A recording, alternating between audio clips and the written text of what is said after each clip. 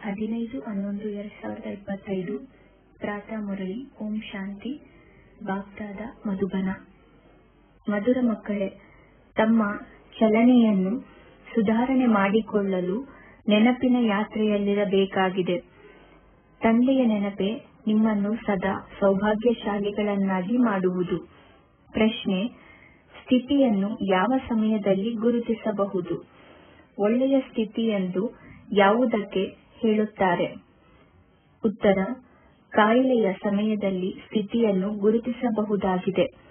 ಕಾಯಿಲೆಯ ಸಮಯದಲ್ಲಿಯೂ ಖುಷಿ ಇರಬೇಕು ಮತ್ತು ಹರ್ಷಿತ ಮುಖ ಚೆಹರೆಯಿಂದ ಎಲ್ಲರಿಗೆ ತಂದೆಯ ನೆನಪನ್ನು ತರಿಸುತ್ತಾ ಇರಿ.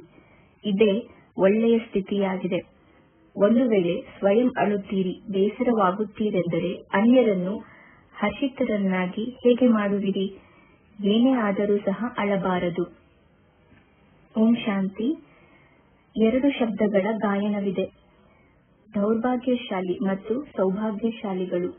ಸೌಭಾಗ್ಯವು ಹೊರಟು ಹೋದರೆ ಅದಕ್ಕೆ ದುರ್ಭಾಗ್ಯವೆಂದು ಹೇಳಲಾಗುತ್ತದೆ. ಸ್ತ್ರೀಯ ಪತಿಯು ಮರಣ ಹೊಂದಿದರೆ ಅದಕ್ಕೂ ದುರ್ಭಾಗ್ಯವೆಂದು ಹೇಳಲಾಗುತ್ತದೆ, ಏಕೆಂದರೆ ಒಂಟಿಯಾಗಿ ಬಿಡುತ್ತಾರೆ. ನೀವೀಗ ತಿಳಿದುಕೊಂಡಿದ್ದೀರಿ, ನಾವು ಸದಾ ಕಾಲಕ್ಕಾಗಿ ಸೌಭಾಗ್ಯಶಾಲಿಗಳಾಗುತ್ತೇವೆ. ಅಲ್ಲಿ ದುಃಖದ ಮಾತಿರುವುದಿಲ್ಲ, ಮೃತ್ಯುವಿನ ಹೆಸರು ಇರುವುದಿಲ್ಲ, ವಿಧವೆ ಎಂಬ ಹೆಸರೇ ಇರುವುದಿಲ್ಲ. ವಿಧವೆಗೆ ದುಃಖವಾಗುತ್ತದೆ, ಅಳುತ್ತಿರುತ್ತಾರೆ. ಭಲೆ ಸಾಧು ಸಂತರಿದ್ದಾರೆ, ಆದರೆ ಅವರಿಗೆ ದುಃಖವಿರುವುದಿಲ್ಲವೆಂದಲ್ಲ. ಕೆಲವರು ಹುಚ್ಚರಾಗುತ್ತಾರೆ, ಕೆಲವರು ರೋಗಿಗಳಾಗುತ್ತಾರೆ. ಇದು ರೋಗಿ ಪ್ರಪಂಚವಾಗಿದೆ. ಸತ್ಯಯುಗವು ನಿರೋಗಿ ಪ್ರಪಂಚವಾಗಿದೆ. ಮಕ್ಕಳು ತಿಳಿದುಕೊಳ್ಳುತ್ತೀರಿ, ನಾವು ಭಾರತವನ್ನು ಪುನಃ ಶ್ರೀಮತದಂತೆ ನಿರೋಗಿಯನ್ನಾಗಿ ಮಾಡುತ್ತೇವೆ.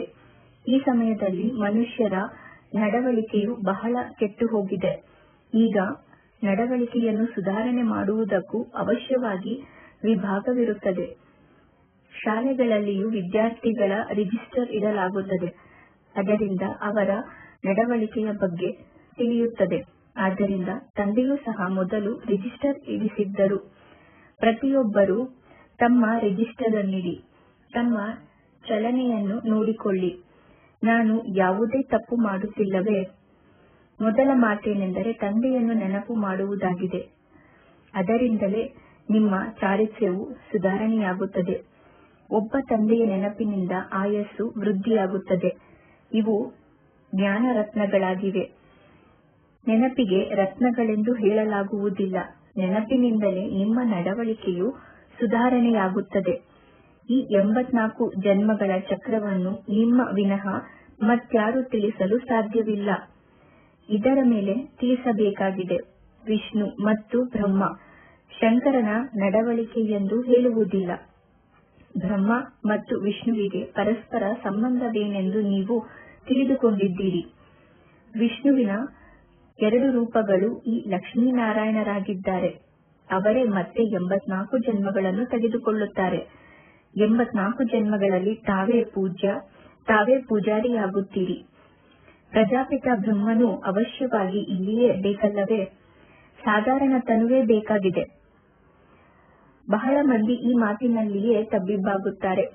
ಬ್ರಹ್ಮರವರು ಪತಿತ ಪಾವನ ತಂದೆಯ ರಥವಾಗಿದ್ದಾರೆ.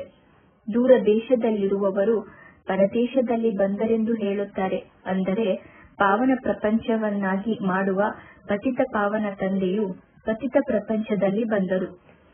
ಪತಿತ ಪ್ರಪಂಚದಲ್ಲಿ ಯಾರೊಬ್ಬರೂ ಪಾವನರಿರಲು ಸಾಧ್ಯವಿಲ್ಲ. ನಾವು ಹೇಗೆ 84 ಜನ್ಮಗಳನ್ನು ತೆಗೆದುಕೊಳ್ಳುತ್ತೇವೆ ಎಂಬುದನ್ನು ನೀವೀಗ ತಿಳಿದುಕೊಂಡಿದ್ದೀರಿ. ಯಾರು ಮೊಟ್ಟ ಮೊದಲು ಬರುವರೋ ಅವರದೇ 84 ಜನ್ಮಗಳಿವೆ. ಸತ್ಯಯುಗದಲ್ಲಿ ದೇವಿ ದೇವತೆಗಳೇ ಬರುತ್ತಾರೆ. 84 ಜನ್ಮಗಳನ್ನು ಯಾರು ತೆಗೆದುಕೊಳ್ಳುತ್ತಾರೆಂದು ಮನುಷ್ಯರಿಗೆ ವಿಚಾರವೇ ನಡೆಯುವುದಿಲ್ಲ. ಇವು ತಿಳಿದುಕೊಳ್ಳುವ ಮಾತುಗಳಾಗಿವೆ. ಪುನರ್ಜನ್ಮವನ್ನು ಎಲ್ಲರೂ ಒಪ್ಪುತ್ತಾರೆ. 84 ಪುನರ್ಜನ್ಮಗಳಾಯಿತು ಎಂಬುದನ್ನು ಬಹಳ ಯುಕ್ತಿಯಿಂದ ತಿಳಿಸಬೇಕಾಗಿದೆ. ಎಲ್ಲರೂ 84 ಜನ್ಮಗಳನ್ನು ತೆಗೆದುಕೊಳ್ಳುವುದಿಲ್ಲ. ಎಲ್ಲರೂ ಒಂದೇ ಸಲ ಬರುವುದಿಲ್ಲ ಮತ್ತು ಶರೀರ ಬಿಡುವುದಿಲ್ಲ. ಭಗವಾನ್ ವಾಚ್ ಇದೆ, ನೀವು ತಮ್ಮ ಜನ್ಮಗಳ ಬಗ್ಗೆ ತಿಳಿದುಕೊಂಡಿಲ್ಲ. ಭಗವಂತನೇ ತಿಳಿಸುತ್ತಾರೆ. ನೀವಾತ್ಮಗಳು 84 ಜನ್ಮಗಳನ್ನು ತೆಗೆದುಕೊಳ್ಳುತ್ತೀರಿ. ಈ 84 ಜನ್ಮಗಳ ಕಥೆಯನ್ನು ತಂದೆಯು ನೀವು ಮಕ್ಕಳಿಗೆ ತಿಳಿಸುತ್ತಾರೆ. ಇದು ವಿದ್ಯೆಯಾಗಿದೆ. 84 ಜನ್ಮಗಳ ಚಕ್ರವನ್ನು ಅರಿತುಕೊಳ್ಳುವುದು ಬಹಳ ಸಹಜವಾಗಿದೆ. ಅನ್ಯ ಧರ್ಮದವರು ಈ ಮಾತುಗಳನ್ನು ತಿಳಿದುಕೊಳ್ಳುವುದಿಲ್ಲ. ನಿಮ್ಮಲ್ಲಿಯೂ ಎಲ್ಲರೂ 84 ಜನ್ಮಗಳನ್ನು ತಿಳಿದುಕೊಳ್ಳುವುದಿಲ್ಲ. ಎಲ್ಲರೂ 84 ಜನ್ಮಗಳಿದ್ದರೆ ಎಲ್ಲರೂ ಒಟ್ಟಿಗೆ ಬಂದು ಬಿಡುವರು. ಆದರೆ ಹೀಗಾಗಲು ಸಾಧ್ಯವಿಲ್ಲ.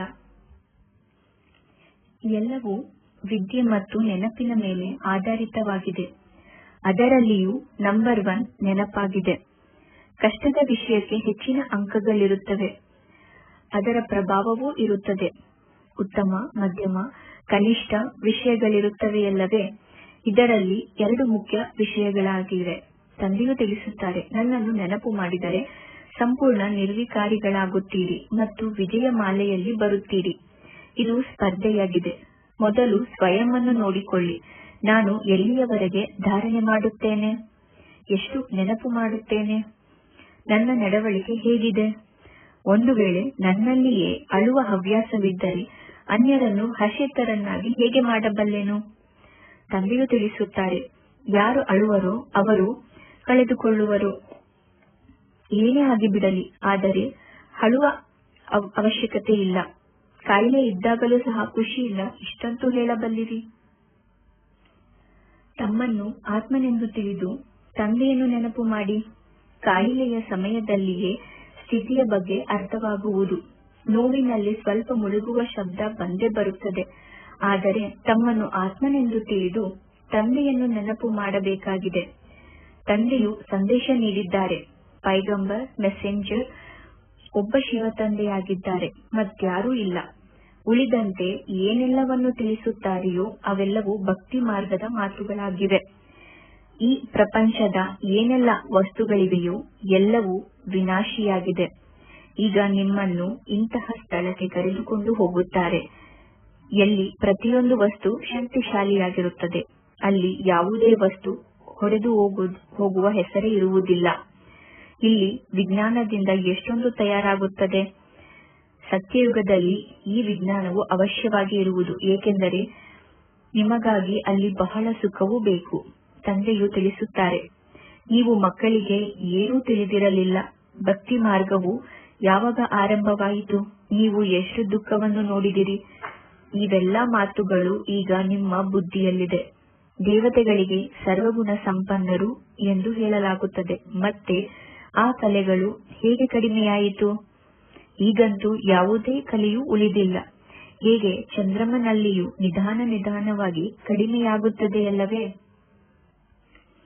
ನಿಮಗೆ ತಿಳಿದಿದೆ, ಈ ಪ್ರಪಂಚವು ಹೊಸದಿದ್ದಾಗ ಅಲ್ಲಿ ಪ್ರತಿಯೊಂದು ವಸ್ತು ಸತೋಪ್ರಧಾನ ಸುಂದರವಾಗಿರುತ್ತದೆ. ನಂತರ ಹಳೆಯದಾಗುತ್ತಾ ಕಲೆಗಳು ಕಡಿಮೆಯಾಗುತ್ತಾ ಹೋಗುತ್ತದೆ.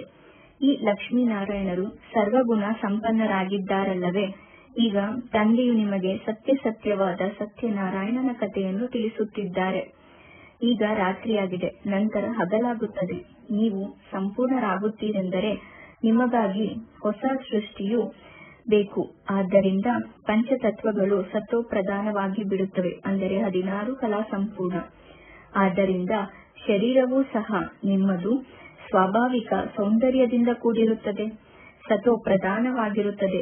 ಇಡೀ ಪ್ರಪಂಚವೇ 16 ಕಲಾ ಸಂಪೂರ್ಣವಾಗಿ ಬಿಡುತ್ತದೆ. ಈಗಂತೂ ಯಾವುದೇ ಕಲೆ ಇಲ್ಲ. ಯಾರೆಲ್ಲ ದೊಡ್ಡವರು ಅಥವಾ ಮಹಾತ್ಮರಿದ್ದಾರೆಯೋ ಅವರಿಗೆ ತಂದೆಯ ಜ್ಞಾನವನ್ನು ಕೇಳುವ ಅದೃಷ್ಟವೇ ಇಲ್ಲ. ಅವರಿಗೆ ತಮ್ಮದೇ ಆದ ಅಭಿಮಾನವಿದೆ. ಬಹಳ ಮಟ್ಟಿಗೆ ಇದು ಬಡವರ ಅದೃಷ್ಟದಲ್ಲಿಯೇ ಇದೆ. ಇಷ್ಟು ಶ್ರೇಷ್ಠ ತಂದೆಯು ಯಾರಿದ್ದರೂ ದೊಡ್ಡ ರಾಜ ಅಥವಾ ಪವಿತ್ರ ಋಷಿ ಮುನಿಗಳ ತನುವಿನಲ್ಲಿ ಬರಬೇಕಾಗಿತ್ತು ಎಂದು ಕೆಲವರು ಹೇಳುತ್ತಾರೆ. ಸನ್ಯಾಸಿಗಳೇ ಪವಿತ್ರರಾಗಿರುತ್ತಾರೆ. ತಂದೆಯು ತಿಳಿಸುತ್ತಾರೆ, ನಾನು ಯಾರಲ್ಲಿ ಬರುತ್ತೇನೆ? ಯಾರು ಪೂರ್ಣ 84 ಜನ್ಮಗಳನ್ನು ತೆಗೆದುಕೊಳ್ಳುವರೋ ಅವರ ತನುವಿನಲ್ಲಿಯೇ ಬರುತ್ತೇನೆ. ಒಂದು ದಿನವೂ ಕಡಿಮೆಯಾಗಬಾರದು. ಕೃಷ್ಣನ ಜನ್ಮವಾಯಿತು. ಆ ಸಮಯದಿಂದ 16 ಕಲಾ ಸಂಪೂರ್ಣನಾದನು. ನಂತರ ಸತೋ ರಜೋ ತಮೋದಲ್ಲಿ ಬರುತ್ತಾನೆ. ಪ್ರತಿಯೊಂದು ವಸ್ತು ಮೊದಲು ಸತೋ ಪ್ರಧಾನ, ನಂತರ ಸತೋ ರಜೋ ತಮೋದಲ್ಲಿ ಬರುತ್ತದೆ. ಸತ್ಯಯುಗದಲ್ಲಿಯೂ ಇದೇ ರೀತಿಯಾಗುತ್ತದೆ. ಮಗುವು ಸತೋ ಪ್ರಧಾನವಾಗಿರುತ್ತದೆ. ನಂತರ ದೊಡ್ಡವರಾದ ಮೇಲೆ ಈಗ ನಾನು ಈ ಶರೀರವನ್ನು ಬಿಟ್ಟು ಸತೋ ಪ್ರಧಾನ ಮಗುವಾಗುತ್ತೇನೆಂದು ಹೇಳುವರು. ನೀವು ಮಕ್ಕಳಿಗೆ ಅಷ್ಟು ನಶೆಯಿಲ್ಲ, ನಶೆಯೇ ಏರುವುದಿಲ್ಲ. ಯಾರು ಒಳ್ಳೆಯ ಪರಿಶ್ರಮ ಪಡುವರೋ ಅವರಿಗೆ ಖುಷಿಯ ನಶೆ ಏರುತ್ತದೆ, ಚಹರೆಯು ಹರ್ಷಿತವಾಗಿರುತ್ತದೆ. ಮುಂದೆ ಹೋದಂತೆ ನಿಮಗೆ ಸಾಕ್ಷಾತ್ಕಾರವಾಗಿರುತ್ತದೆ. ಹೇಗೆ ಮನೆಯು ಸಮೀಪಕ್ಕೆ ಬಂದು ತಲುಪಿದ್ದಂತೆ ಎಲ್ಲವೂ ನೆನಪಿಗೆ ಬರುತ್ತದೆಯಲ್ಲವೇ, ಇಲ್ಲಿಯೂ ಹಾಗೆಯೇ ಪುರುಷಾರ್ಥ ಮಾಡುತ್ತಾ ಮಾಡುತ್ತಾ ಯಾವಾಗ ನಿಮ್ಮ ಪ್ರಾರಬ್ಧವು ಸಮೀಪಿಸುವುದೋ ಆಗ ಬಹಳ ಸಾಕ್ಷಾತ್ಕಾರಗಳಾಗಿರುತ್ತವೆ. ಖುಷಿಯಲ್ಲಿರುತ್ತೀರಿ. ಯಾರು ಅನುತ್ತೀರ್ಣರಾಗುವರೋ ಅವರು ಸಂಕೋಚಗೊಳಗಾಗುತ್ತಾರೆ. ನಿಮಗೂ ಸಹ ತಂದೆಯು ತಿಳಿಸುತ್ತಾರೆ, ಮಕ್ಕಳೇ, ಕೊನೆಯಲ್ಲಿ ಬಹಳ ಪಶ್ಚಾತ್ತಾಪ ಪಡಬೇಕಾಗುತ್ತದೆ. ನಾವು ಏನಾಗುತ್ತೇವೆಂದು ತಮ್ಮ ಭವಿಷ್ಯದ ಸಾಕ್ಷಾತ್ಕಾರವನ್ನು ನೋಡುತ್ತೀರಿ. ತಂದೆಯು ತೋರಿಸುತ್ತಾರೆ, ನೀವು ಇಂತಿಂತಹ ವಿಕರ್ಮಗಳನ್ನು ಮಾಡಿದ್ದೀರಿ, ಪೂರ್ಣ ರೀತಿಯಲ್ಲಿ ಓದಲಿಲ್ಲ, ವಿರೋಧಿಗಳಾದಿರಿ, ಆದ್ದರಿಂದ ಈ ಶಿಕ್ಷೆ ಸಿಗುತ್ತದೆ ಎಂದು ಹೇಳುತ್ತಾರೆ. ಎಲ್ಲವೂ ಸಾಕ್ಷಾತ್ಕಾರವಾಗುತ್ತದೆ. ಸಾಕ್ಷಾತ್ಕಾರ ಮಾಡಿಸದೆ ಶಿಕ್ಷೆಯನ್ನು ಹೇಗೆ ಕೊಡುವರು? ನ್ಯಾಯಾಲಯದಲ್ಲಿಯೂ ನೀವು ಹೀಗೆ ಮಾಡಿದಿರಿ, ಅದಕ್ಕಾಗಿ ಈ ಶಿಕ್ಷೆ ಎಂದು ಹೇಳುತ್ತಾರೆ. ಎಲ್ಲಿಯವರೆಗೆ ಕರ್ಮಾತೀತ ಸ್ಥಿತಿಯಾಗುವುದಿಲ್ಲವೋ ಅಲ್ಲಿಯವರೆಗೆ ಏನಾದರೊಂದು ನಿರ್ಬಲತೆ ಇದ್ದೇ ಇರುತ್ತದೆ. ಆತ್ಮವು ಪವಿತ್ರವಾಗಿ ಬಿಟ್ಟರೆ ಮತ್ತೆ ಶರೀರವನ್ನು ಬಿಡಬೇಕಾಗುತ್ತದೆ. ಕರ್ಮಾತೀತ ಆತ್ಮವು ಇಲ್ಲಿರಲು ಸಾಧ್ಯವಿಲ್ಲ. ಆ ಸ್ಥಿತಿಯನ್ನು ನೀವು ಧಾರಣೆ ಮಾಡಿಕೊಳ್ಳಬೇಕಾಗಿದೆ. ನೀವೀಗ ಹಿಂತಿರುಗಿ ಹೋಗಿ ಹೊಸ ಪ್ರಪಂಚದಲ್ಲಿ ಬರಲು ತಯಾರು ಮಾಡಿಕೊಳ್ಳುತ್ತೀರಿ. ನಿಮ್ಮ ಪುರುಷಾರ್ಥವೇ ಇದಾಗಿದೆ. ನಾವು ಬೇಗ ಬೇಗನೆ ಹೋಗಬೇಕು ಮತ್ತು ಬೇಗ ಬೇಗನೆ ಬರಬೇಕು. ಹೇಗೆ ಮಕ್ಕಳನ್ನು ಆಟದಲ್ಲಿ ಓಡಿಸುತ್ತಾರಲ್ಲವೇ, ಗುರಿಯನ್ನು ಮುಟ್ಟಿ ಮತ್ತೆ ಹಿಂತಿರುಗಿ ಬರಬೇಕಾಗಿದೆ. ಅದೇ ರೀತಿ ನೀವು ಸಹ ಬೇಗ ಬೇಗನೆ ಹೋಗಿ ಮತ್ತೆ ಮೊದಲನೇ ನಂಬರ್ನಲ್ಲಿ ಹೊಸ ಪ್ರಪಂಚದಲ್ಲಿ ಬರಬೇಕಾಗಿದೆ. ಅಂದಾಗ ಇದು ಸ್ಪರ್ಧೆಯಾಗಿದೆ. ಶಾಲೆಯಲ್ಲಿಯೂ ಸ್ಪರ್ಧೆಯನ್ನಿಡುತ್ತಾರಲ್ಲವೇ, ನಿಮ್ಮದು ಇದು ಪ್ರವೃತ್ತಿ ಮಾರ್ಗವಾಗಿದೆ. ಮೊಟ್ಟ ಮೊದಲು ನಿಮ್ಮದು ಪವಿತ್ರ ಗೃಹಸ್ಥ ಧರ್ಮವಾಗಿತ್ತು, ಈಗ ವಿಕಾರಿಯಾಗಿದೆ. ಪುನಃ ನಿರ್ವಿಕಾರಿ ಪ್ರಪಂಚವಾಗುವುದು. ಈ ಮಾತುಗಳನ್ನು ನೀವು ಸ್ಮರಣೆ ಮಾಡುತ್ತಿದ್ದರೂ ಸಹ ಬಹಳ ಖುಷಿ ಇರುವುದು. ನಾವೇ ರಾಜ್ಯವನ್ನು ಪಡೆಯುತ್ತೇವೆ ಮತ್ತು ಕಳೆದುಕೊಳ್ಳುತ್ತೇವೆ. ಹೀರೋ ಹೀರೋಯಿನ್ ಎಂದು ಹೇಳುತ್ತಾರಲ್ಲವೇ, ವಜ್ರ ಸಮಾನ ಜನ್ಮವನ್ನು ಪಡೆದುಕೊಂಡು ಮತ್ತೆ ಹೇಗೆ ಕವಡೆಯಂತಹ ಜನ್ಮದಲ್ಲಿ ಬರುತ್ತೀರಿ? ಈಗ ತಂದೆಯು ತಿಳಿಸುತ್ತಾರೆ, ನೀವು ಕವಡೆಗಳ ಹಿಂದೆ ತಮ್ಮ ಸಮಯವನ್ನು ಕಳೆಯಬೇಡಿ. ಇವರೂ ಸಹ ಹೇಳುತ್ತಾರೆ, ಅಂದರೆ ಬ್ರಹ್ಮ, ನಾನು ಸಮಯ ವ್ಯರ್ಥ ಮಾಡುತ್ತಿದ್ದೇನು. ಆದ್ದರಿಂದ ತಂದೆಯು ನನಗೂ ಹೇಳಿದರು, ಈಗ ನೀನು ನನ್ನವನಾಗಿ ಈ ಆತ್ಮಿಕ ಸೇವೆಯಲ್ಲಿ ತೊಡಗಬೇಕು. ಎಂದ ಕೂಡಲೇ ಎಲ್ಲವನ್ನೂ ಬಿಟ್ಟು ಬಿಟ್ಟೆನು. ಅಂದರೆ ಹಣವನ್ನೇನು ಎಸೆಯಲಾಗುವುದಿಲ್ಲ. ಹಣವು ಕೆಲಸಕ್ಕೆ ಬರುತ್ತದೆ. ಹಣವಿಲ್ಲದೆ ಯಾವುದೇ ಮನೆ ಇತ್ಯಾದಿಗಳು ಸಿಗುವುದಿಲ್ಲ.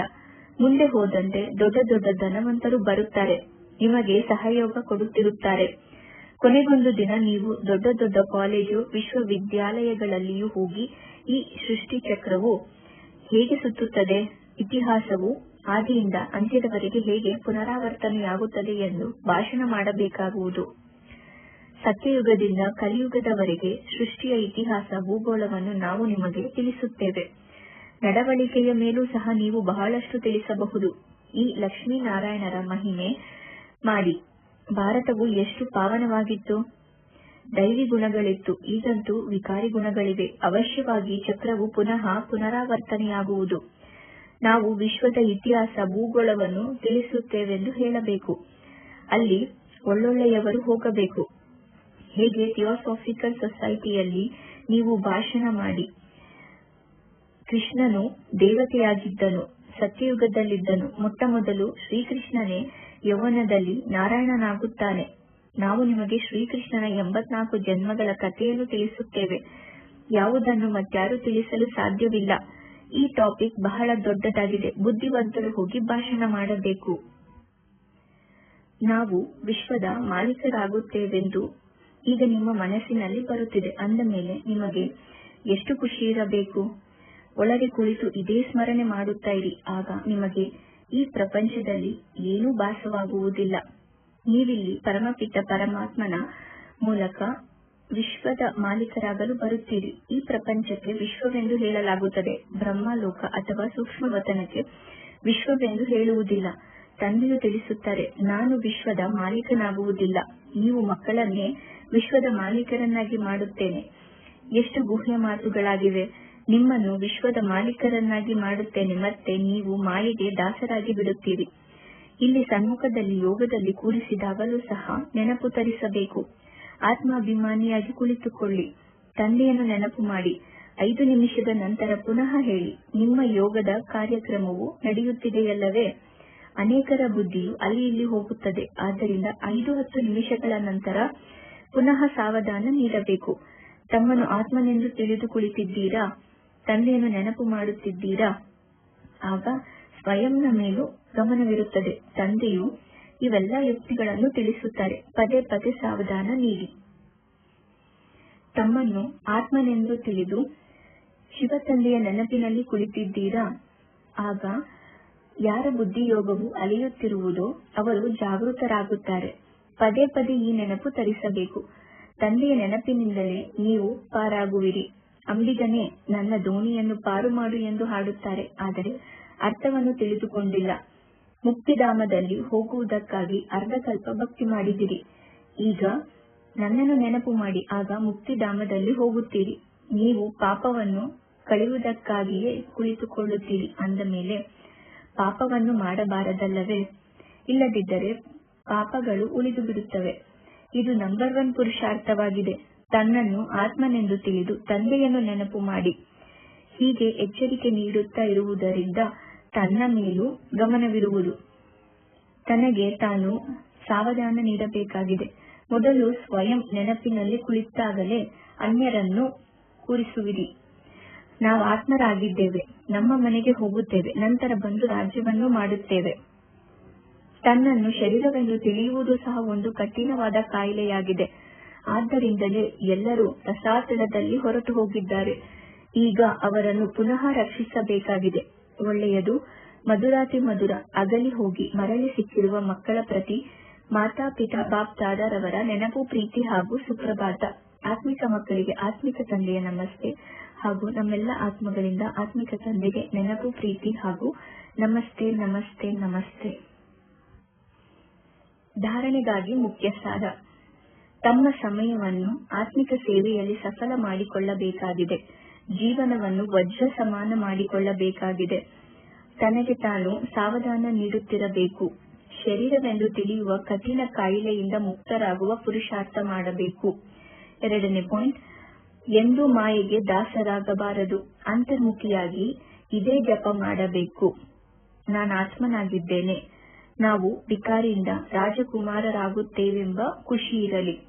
ವರದಾನ: ಅನುಭವಗಳ ಗುಹ್ಯತೆಯ ಪ್ರಯೋಗಶಾಲೆಯಲ್ಲಿದ್ದು ಹೊಸ ಅನ್ವೇಷಣೆಯನ್ನು ಮಾಡುವಂತಹ ಅಂತರ್ಮುಖಿ ಭವ. ಯಾವಾಗ ಸ್ವಯಂನಲ್ಲಿ ಮೊದಲು ಸರ್ವಾನುಭವಗಳು ಪ್ರತ್ಯಕ್ಷವಾಗುತ್ತದೆಯೋ ಆಗ ಪ್ರತ್ಯಕ್ಷತೆಯಾಗುತ್ತದೆ. ಇದಕ್ಕಾಗಿ ಅಂತರ್ಮುಖಿಯಾಗಿ ನೆನಪಿನ ಯಾತ್ರೆ ಅಥವಾ ಪ್ರತಿಯೊಂದು ಪ್ರಾಪ್ತಿಯ ಗುಹ್ಯತೆಯಲ್ಲಿ ಹೋಗಿ ಅನ್ವೇಷಣೆ ಮಾಡಿರಿ. ಸಂಕಲ್ಪ ಧಾರಣೆ ಮಾಡಿರಿ ಮತ್ತು ಅನಂತರ ಅದರ ಪರಿಣಾಮ ಅಥವಾ ಸಿದ್ಧಿಯನ್ನು ನೋಡಿರಿ. ಯಾವ ಸಂಕಲ್ಪವನ್ನು ಮಾಡಿದೆನೋ ಅದು ಸಿದ್ಧವಾಯಿತೆ ಅಥವಾ ಇಲ್ಲವೇ? ಹೀಗೆ ಅನುಭವಗಳನ್ನು ಗುಹ್ಯತೆಯ ಪ್ರಯೋಗಶಾಲೆಯಲ್ಲಿರಿ. ಅದರಿಂದ ಅನುಭವವಾಗಲಿ. ಇವರೆಲ್ಲರೂ ಯಾವುದೇ ವಿಶೇಷ ಲಗನಿನಲ್ಲಿ ಮಗ್ನ, ಈ ಪ್ರಪಂಚದಿಂದ ಉಪರಾಮ್ ಆಗಿದ್ದಾರೆ, ಅಂದರೆ ಭಿನ್ನ ಆಗಿದ್ದಾರೆ. ಕರ್ಮವನ್ನು ಮಾಡುತ್ತಾ ಯೋಗದ ಶಕ್ತಿಶಾಲಿ ಸ್ಥಿತಿಯಲ್ಲಿರುವ ಅಭ್ಯಾಸವನ್ನು ಹಂಚಿಕೊಳ್ಳಿರಿ ಹಾಗೂ ಹೆಚ್ಚಿಸಿಕೊಳ್ಳಿರಿ. ಹೇಗೆ ವಾಣಿಯಲ್ಲಿ ಬರುವ ಅಭ್ಯಾಸವಿದೆ ಹಾಗೆಯೇ ಆತ್ಮೀಯತೆಯಲ್ಲಿರುವ ಅಭ್ಯಾಸವನ್ನು ಹಾಕಿಕೊಳ್ಳಿರಿ. ಸ್ಲೋಗನ್: ಸಂತುಷ್ಟತೆಯ ಸೀಟ್ನಲ್ಲಿ ಕುಳಿತುಕೊಂಡು ಪರಿಸ್ಥಿತಿಗಳ ಆಟವನ್ನು ನೋಡುವವರೇ ಸಂತುಷ್ಟಮಣಿ ಆಗಿದ್ದಾರೆ.